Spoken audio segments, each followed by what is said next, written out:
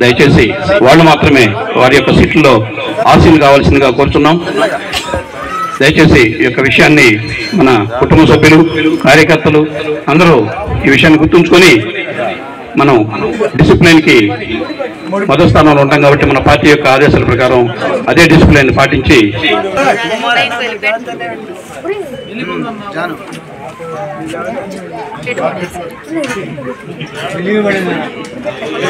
కాలనీలో తెలుగుదేశం పార్టీ జెండా ఆవిష్కరణ కార్యక్రమం జరిగింది కాబట్టి మీ యొక్క మద్దతుని అందరూ తమ యొక్క కర్తవ్య ధ్వనులతో ఈ యొక్క కార్యక్రమానికి ఉత్సాహాన్ని పోల్సిందిగా కోరుతున్నాం.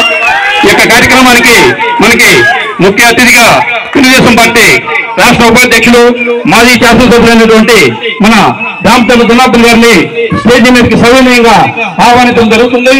అలాగే మాజీ మున్సిపల్ చైర్మన్ అయినటువంటి మంత్రి శ్రీనివాసరావు గారు కూడా స్టేజీ మీదకి రావాల్సిందిగా కోరడం జరుగుతుంది.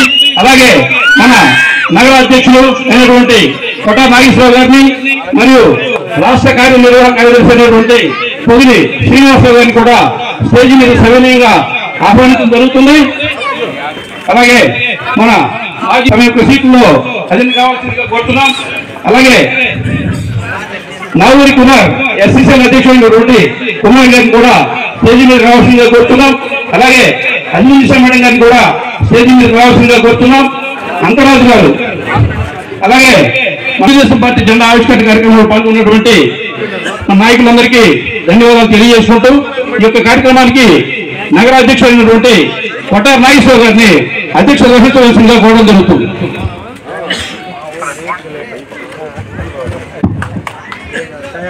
ముందుగా ఈరోజు 10వ డివిజన్లో న్యూ అంబేద్కర్ కాలనీలో ఇంత చక్కటి కార్యక్రమం ఏర్పాటు చేసిన మన తెలుగుదేశం పార్టీ 10వ డివిజన్ కార్పొరేటర్ అభ్యర్థి దాసరి రాఘవస్వామి గారికి మరియు మన దాసరి నరేష్కి ముందుగా అభినందనలు తెలియజేస్తా ఉన్నాం.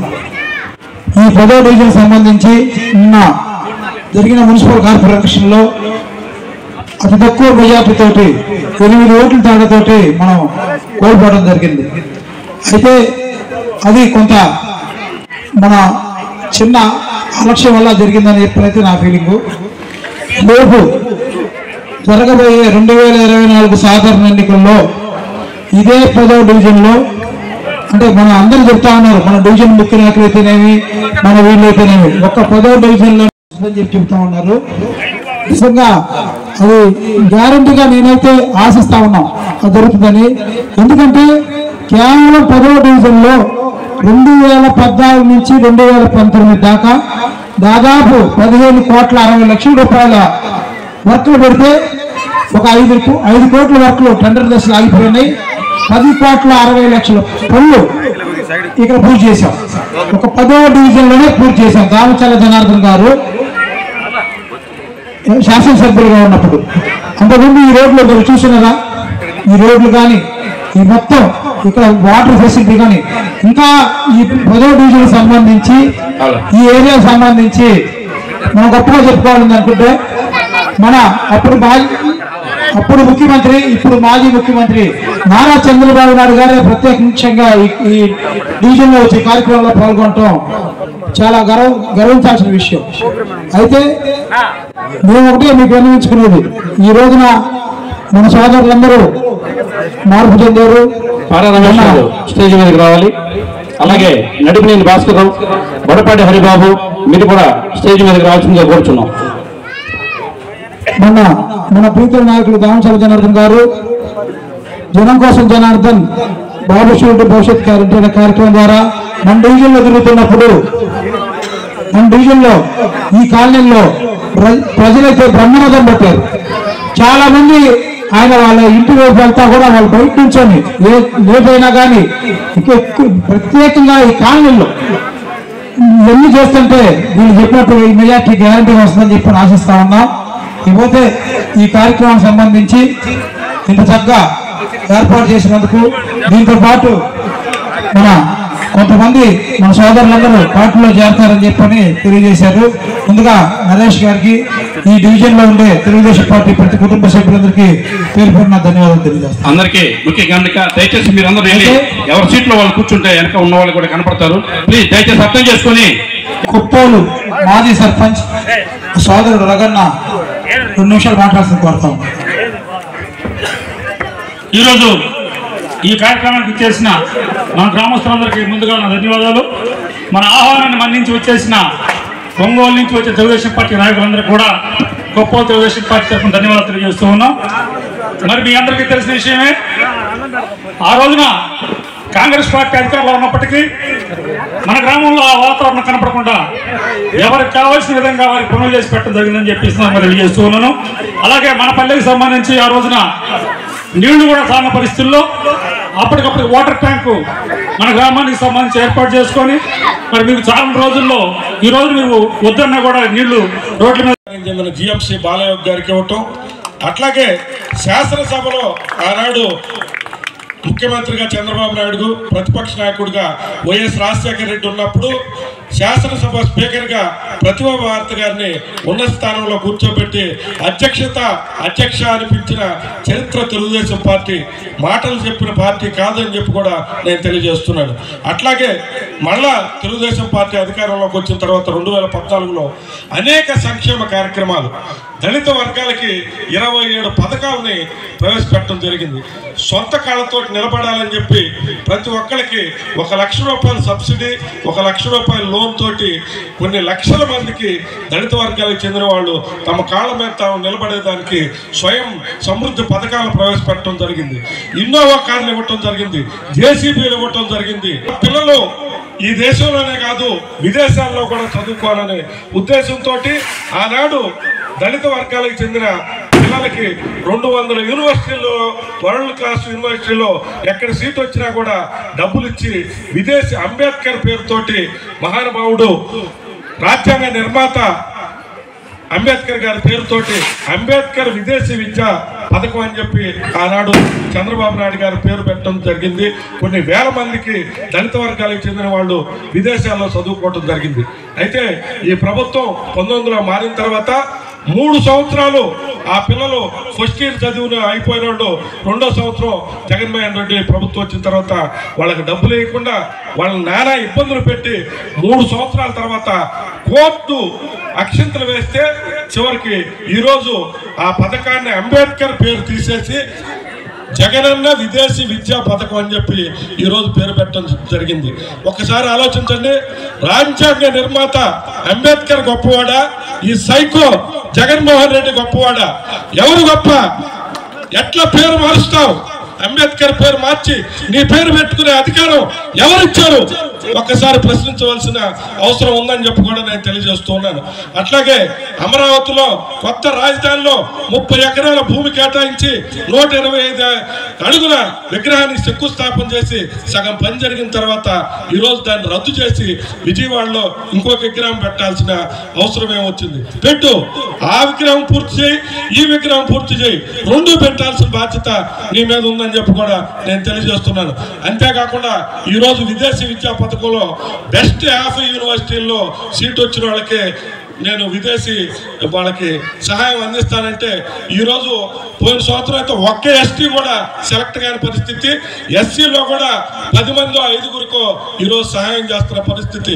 ఈరోజు దళిత వర్గాలకు చెందిన మంత్రులు ఉత్సవ విగ్రహాలుగా ఇప్పుడు 5గురు మంత్రులు ఉంటే 6గురు మంత్రులు ఉంటే వాళ్ళకి ఒక్కరికి కూడా సీట్ ఇవ్వలేదు.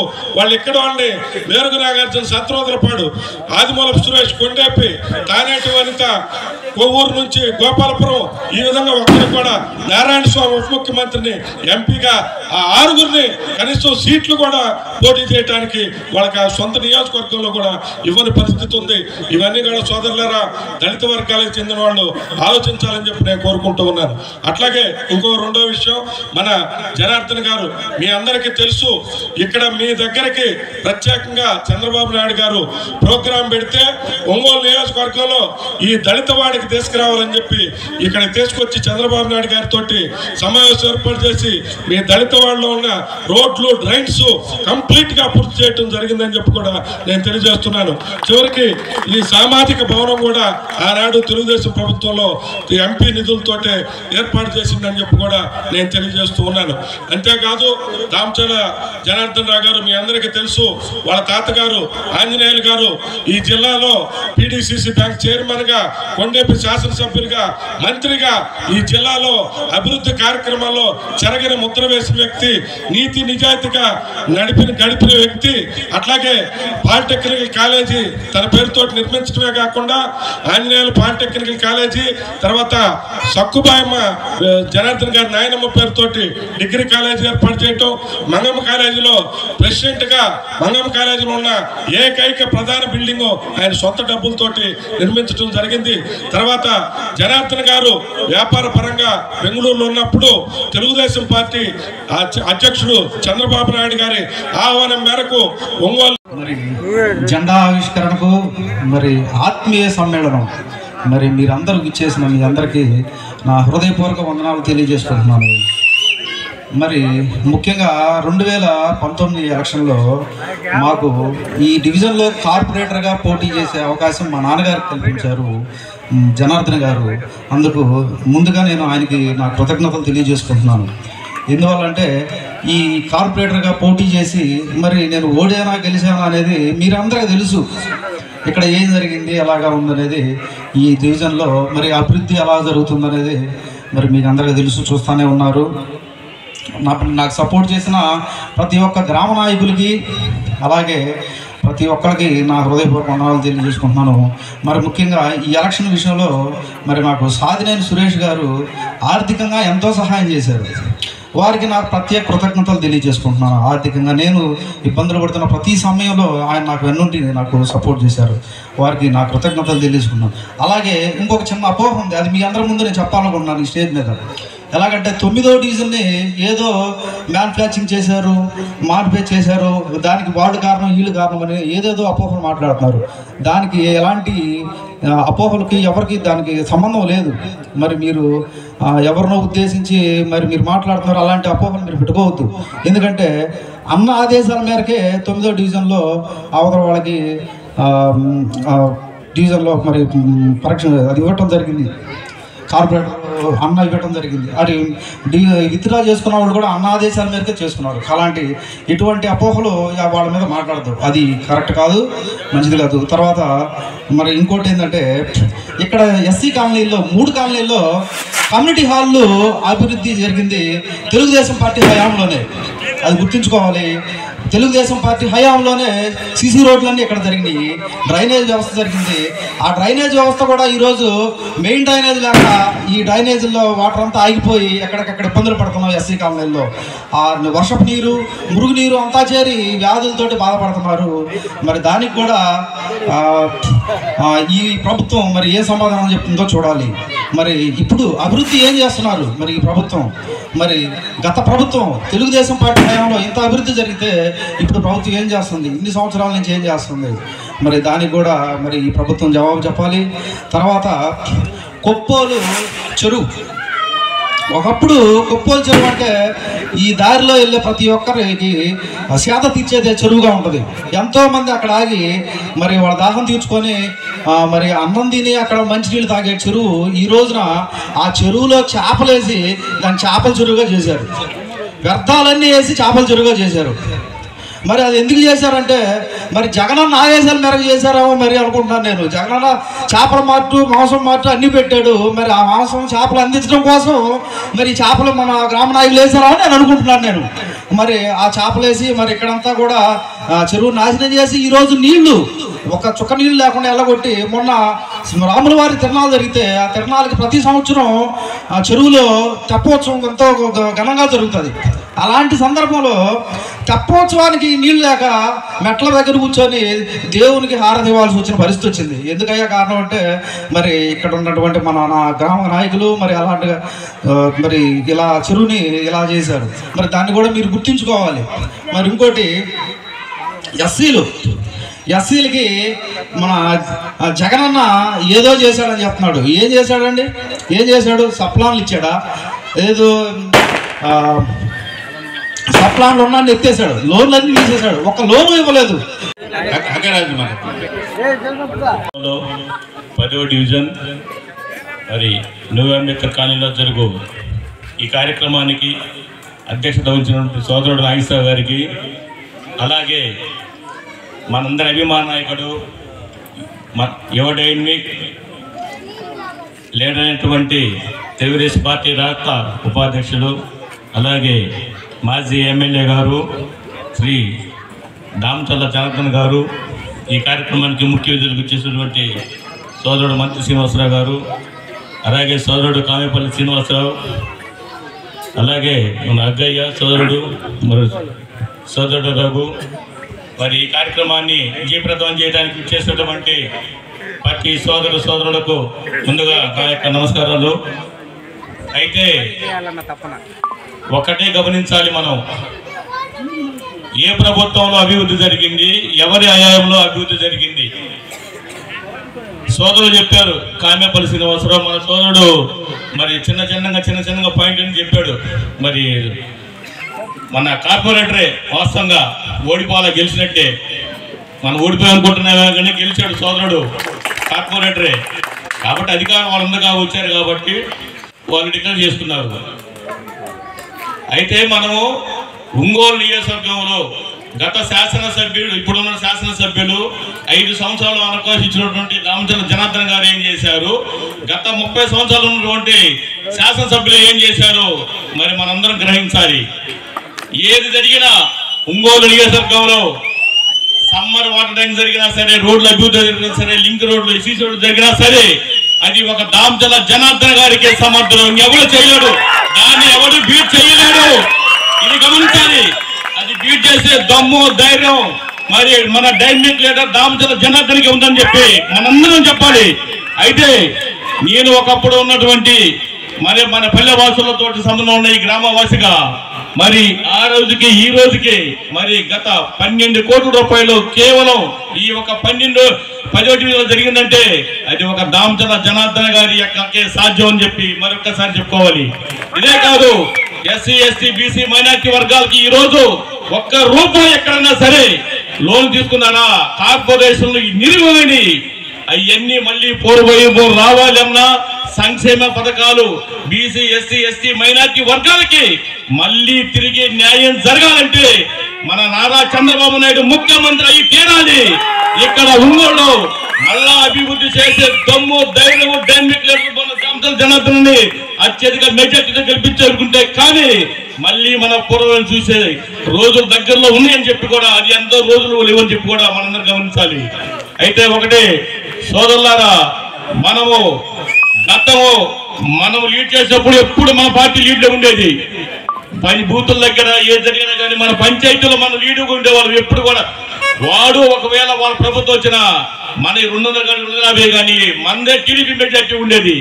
కానీ ఈ నెక్స్ట్ రేపు ఎప్పుడు ఎలక్షన్ జరిగితే ఒంగోలు నియోజకవర్గంలో దాదాపుగా 30,000 పై చినుకులు ఒక్క ఓటు తగ్గడానికి లేకుండా మనం చూపించాలని చెప్పేసి ఈ 10వ డివిజన్ లో మరి ఈ రోజు మీ అందరికీ ఒక రాష్ట్ర కార్యదర్శిగా వచ్చినందుకు నేను నిలబడి మీ అందరూ నిన్నందుకు మరి దామచల్ల జనార్దన్ గారికి కృతజ్ఞతలు చెప్తూ, అలాగే నాకు అవకాశం ఇచ్చినటువంటి మన సోదరులందరూ కూడా మరి ప్రత్యేక అభినందనలు తెలుస్తూ సెలవు తీసుకుంటున్నాను. బాబు సైడ్ తిరుగు.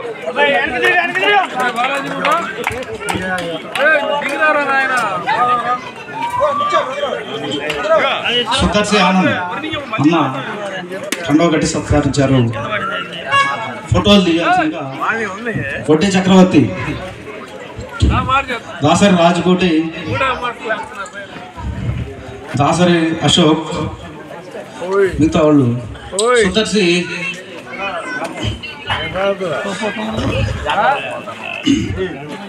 కస్కుర్తి నాగరాజు,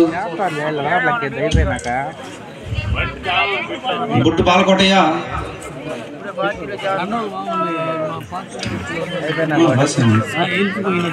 నాగరాజు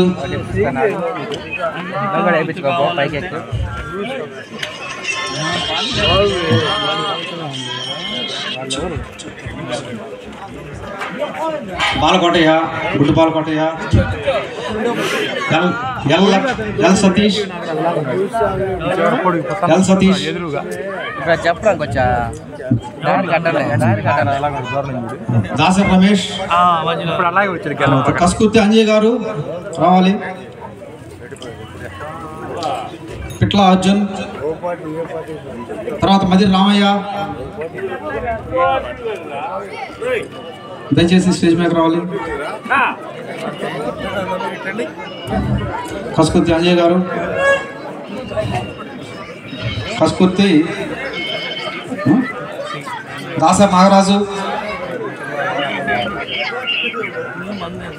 మదిర రామయ్య,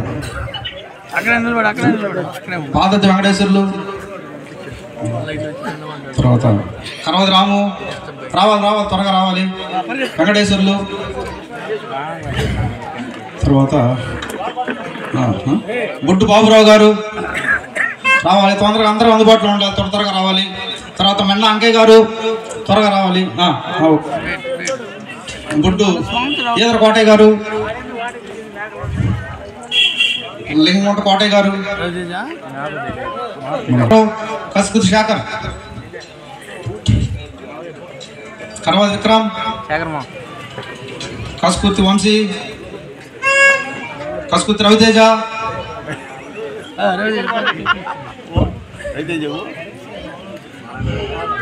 మెండ వెంకటేశ్వర్లు, మొన్న వంకయ్య రావాలి, త్వరగా రావాలి. ఎక్కడన్నా తొందరగా అందుబాటులో ఉన్నా తొందరగా రావాలి.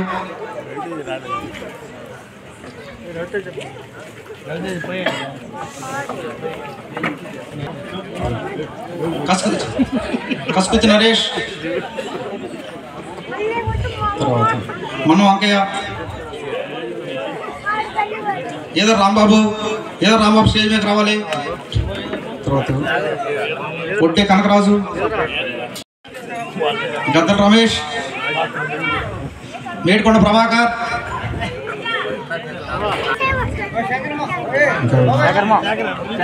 కన్నిదారి గోపి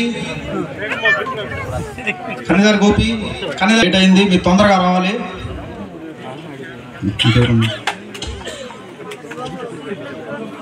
గద్దల రమేష్ అందుబాటులో ఉన్న ప్రతి ఒక్కరు త్వరగా రావాలి. మరి సమయం లేదు, ఇప్పటికే చాలా సమయం అయింది, మీరు తొందరగా రావాలి.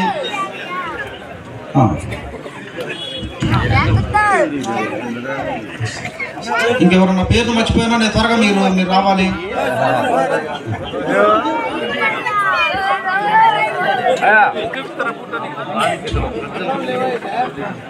ఉండయా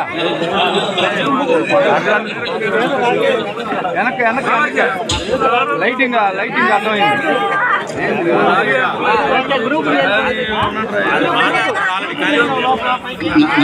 ఎంతసేపు ఎదురు చూస్తున్న మన ప్రీతం నాయకులు రాష్ట్ర తెలుగుదేశం పార్టీ ఉపాధ్యక్షులు శ్రీ దామచల జనార్దన్ గారు మాట్లాడుతున్నారు.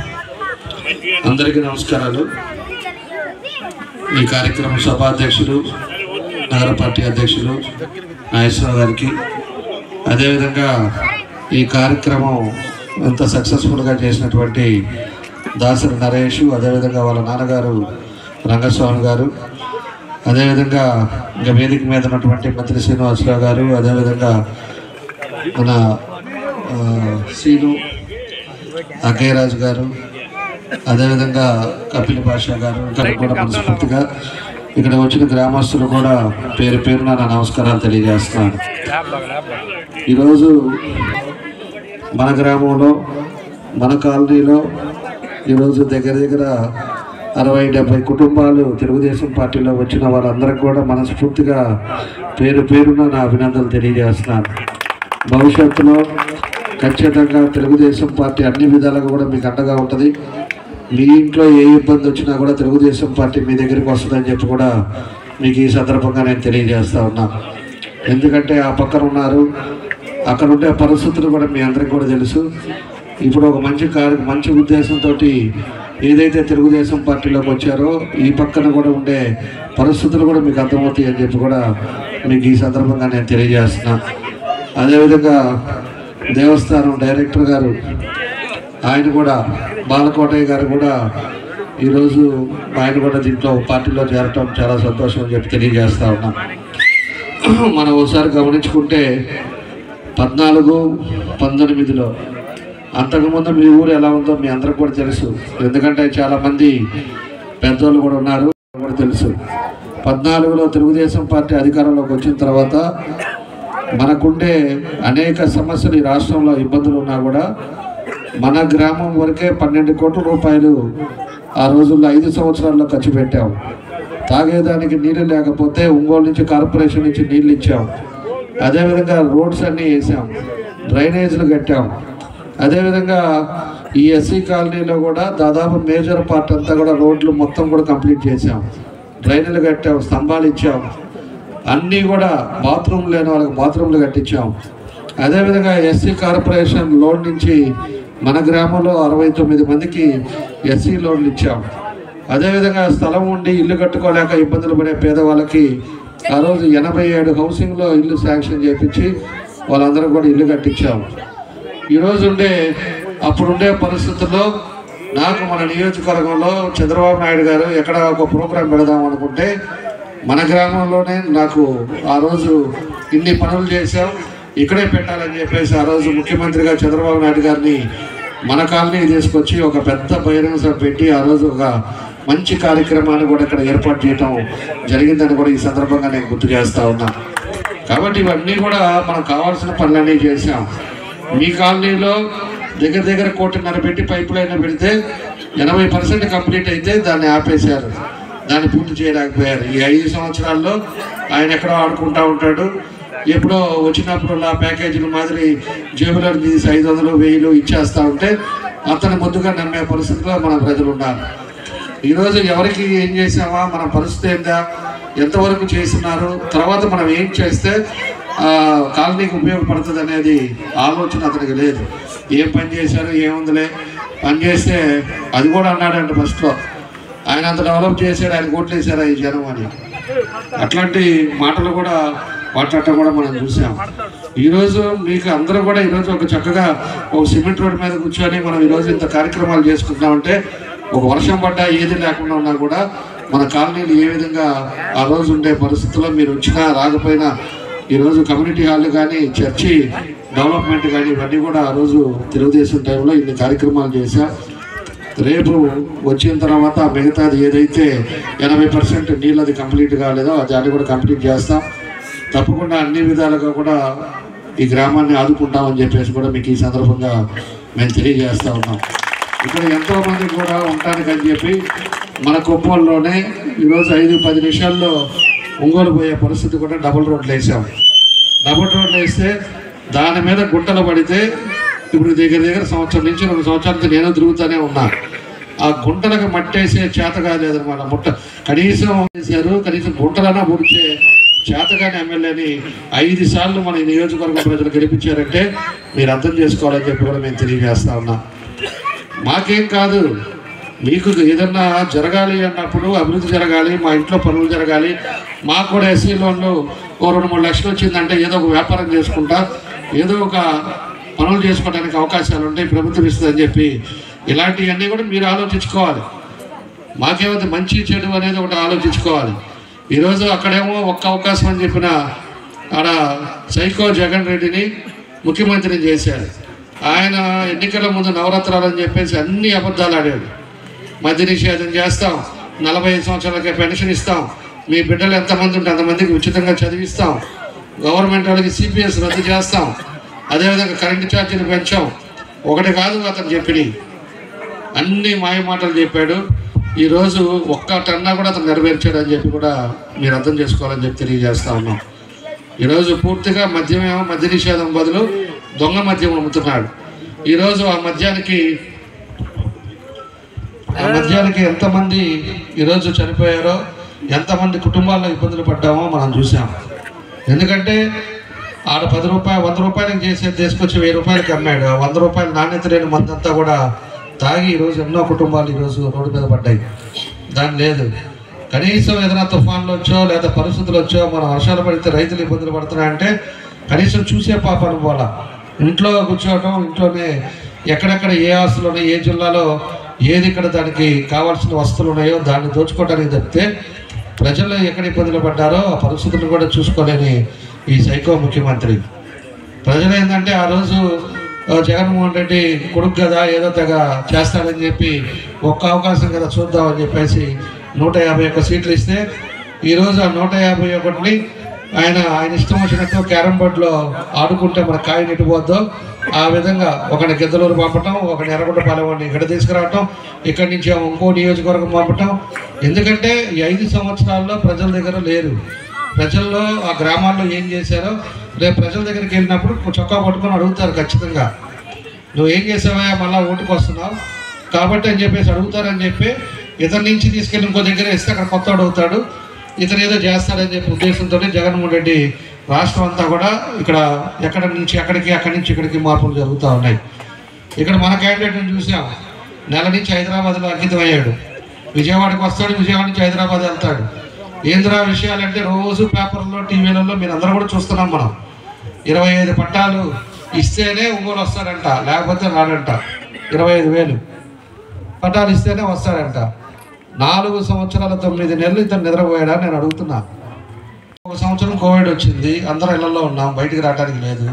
అయిపోయిన తర్వాత నా బంధువు నేను ఇంట్లోకి చక్కగా వెళ్ళిపోతాను, నాకేమి పర్మిషన్లు కానీ లేకపోతే టైం కానీ ఇవన్నీ బల్లా, మేము నేరుగా సీఎం ఇంటికి పోయి మాట్లాడేంత స్వతంత్రం ఉంది అనే వ్యక్తి 10 రూపాయలు డబ్బులు తీసుకొచ్చి ఏం చేయాలా, పట్టాలు ఇవ్వాలంటే పట్టాలు వేయటం, టిట్కోలు ఉంటే టిట్కోలు కంప్లీట్ చేయటం, ఏదో ఒకటి పని చేయాల్సిన బాధ్యత లేదు. ఈరోజు జీవోలో ఒకటి పంపిస్తారు, నిన్నంతా జీవోలో ఒకటి పంపించి డబ్బులు వచ్చేసి డబ్బులు పండి ఇప్పుడు ఇస్తానని చెప్పేసి దాని మీద పెట్టుకుంటా ఉన్నారు. ఒకసారి మీరు అందరూ కూడా ఆలోచించాలి. లాస్ట్లో నెల ముందు ఇదివరకు కూడా అదే చేశారంట, నాకు తెలియదు అది అంతకుముందు. పట్టాలు ఇస్తామని చెప్పటం, లాస్ట్ మినిట్లో వల్ల 10 కోట్లు 20 కోట్లు తెప్పియటం, దానికి పట్టాల రూపంలో తెలకాయితాలు ఇవ్వటం, దాని మీద ఒకరి మీద ఒకరికి 10 పట్టాలు ఇవ్వటం, ఆ పట్టాలు ఇచ్చారని చెప్పేసి జనాలను మభ్య పెట్టి మళ్ళీ ఓట్లు వేసుకొని గెలవటం ఇదివరకు ఒకసారి జరిగిందంట. ఇది రెండోసారి మళ్ళీ ఈ పట్టాలు ఇస్తారని చెప్పేసి దొంగలెక్కడేసి ఈ పద్ధతిలో మళ్ళీ ఉండటం జరుగుతుందని చెప్పి మీకు తెలియజేస్తా ఉన్నాం. మేము అలా చూడాల. మేము ఎప్పుడో 2 సంవత్సరాల ముందు పట్టాలు ఇవ్వడానికి ల్యాండ్ రేట్ ఎక్కువ ఉంది కాబట్టి టిట్కో ఇల్లే కట్టించేద్దాం, దాని ప్రకారంగా వాళ్ళు ఇళ్లలో ఉంటారని చెప్పేసి దాని మీద టిట్కో హౌసెస్ ఆ రోజు మనం ప్లాన్ చేసాం. దాన్ని 80% కంప్లీట్ చేసాం. అవి మన కళ్ళ ముందే బిల్డింగ్లు కనపడుతున్నాయి. మాయ చేయాల, మాయ మాటలు చెప్పలా. ఎప్పుడు కూడా ఏం చేయాలో అది చేస్తామని చెప్పాం, దాని పద్ధతి ప్రకారంగా చేసాం. కొత్తపట్నం వెళ్తే ఒక బ్రిడ్జికి తారేయటం వల్ల కాదు, ఇతనికి వాళ్ళ ఊరికి పోయే రోడ్లు కూడా బ్రిడ్జిలు కూడా మనమే కట్టాం. ఇవన్నీ కూడా మనం గమనించుకోవాలి. చిత్తశుద్ధితోటి మనం ఏం పనులు ఎవరికి ఎక్కడ ఇబ్బందులు ఉన్నాయో దాన్ని చూసుకొని మనం పనులు చేస్తే ఈరోజు మళ్ళీ పట్టాలు 25,000 పట్టాలు రేపు మళ్ళీ మనకి 6వ తారీఖు 10వ తారీఖు లోపల నోటిఫికేషన్ వస్తుంది. అంటే ఉండేది 15 రోజులు. 15 రోజుల్లో వీళ్ళు రైతులు కొట్టడం, రైతులు రిజిస్ట్రేషన్ చేయటం, మళ్ళీ వీళ్ళు పోయి రోడ్లు వేయటం, దాని పట్టాలు వేయటం, ఇవన్నీ జరిగే పనా లేకపోతే ఎవరిని మభ్య పెట్టడానికో ఎవరిని మాయ చేయడానికో మీరు అందరూ కూడా గమనించుకోండి. ఇవన్నీ కూడా ఆలోచించుకోండి. మీరేమి రోజు కూడా మనం సోషల్ మీడియా డెవలప్ అయింది, సెల్ ఫోన్లోనే అన్నీ వస్తూ ఉన్నాయి. పరిస్థితులు కూడా మీ అందరూ కూడా తెలుసుకోవాలని చెప్పేసి కూడా మీ అందరూ కూడా నేను తెలియజేస్తా ఉన్నా. కాబట్టి ఇవన్నీ కూడా ఆలోచించుకోండి. తప్పకుండా ఒక సమర్థవంతమైన నాయకుడు ఈ రాష్ట్రానికి అవసరం. పార్టీ చంద్రబాబు నాయుడు లాంటి వ్యక్తి మళ్ళా వస్తేనే ఈ రాష్ట్రంలో అభివృద్ధి జరుగుతుంది. లేకపోతే చాలా ఇప్పటికే 20 సంవత్సరాలు వెనకపోయింది.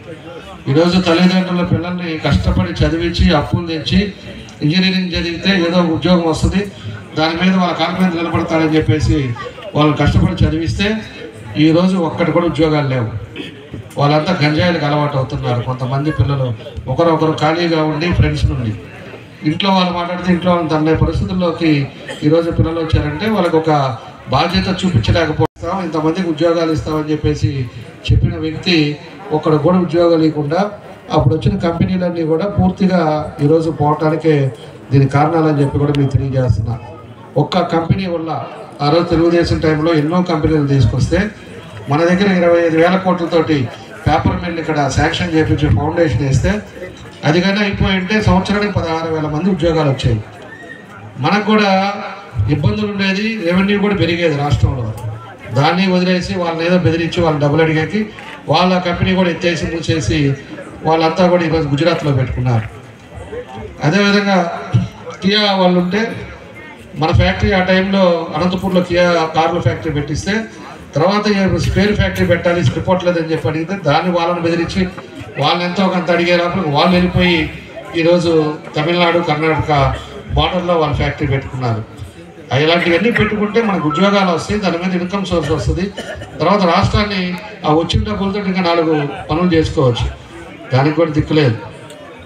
ఈరోజు గుడ్లకమ్మ గేట్లు ఈ రోజుకి 3 కోట్లు అయితే ఆ గేట్లు రిపేర్ అవుతాయి. అయితే దాని ఇంతవరకు 4 సంవత్సరాల నుంచి గేట్లే చేయాలి. 2 TMC వాటర్ సముద్రంలోకి పోయినాయి. మనకి రేపు ఒకవేళ పడితే రైతులకు కానీ తాగేదానికి నీళ్లు కావాలంటే ఎక్కడి నుంచి వస్తాయి? అతను పోయి అక్కడ ప్యాలెస్లో కూర్చొని ఎక్కడెక్కడ వసూలు చేసుకోవాలో ఆ పద్ధతిలో అతను ఉన్నాడు. రాష్ట్రంలో ఏం జరుగుతుంది, పరిస్థితులు ఏంటనేది కూడా మీ అందరూ కూడా అర్థం చేసుకోవాలని చెప్పి కూడా ఈ సందర్భంగా తెలియజేస్తా ఉన్నా. ఇప్పటికే చాలా టైం అయింది కాబట్టి ఏదైనా ఒక మంచి ఉద్దేశంతో ఈరోజు తెలుగుదేశం పార్టీలో చేరిన వీళ్ళందరికీ కూడా మనస్ఫూర్తిగా నా అభినందనలు తెలియజేస్తున్నా. తప్పకుండా కూడా తెలుగుదేశం పార్టీ వాళ్ళ కంటూ ఉన్నది.